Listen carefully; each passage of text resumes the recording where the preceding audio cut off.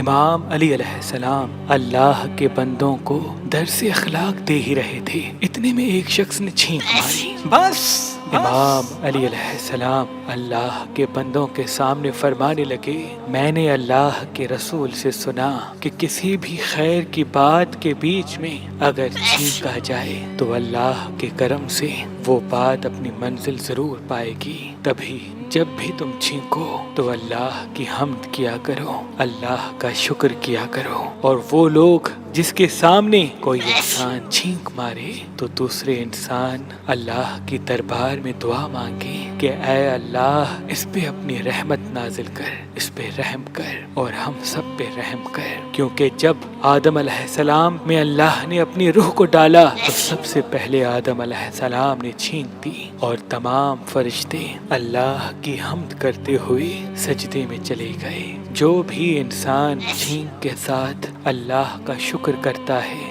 وہ اپنی دعاؤں کو اللہ کے دربار میں قبول پاتا ہے، دعاؤں کو اللہ کے دربار میں قبول پاتا ہے۔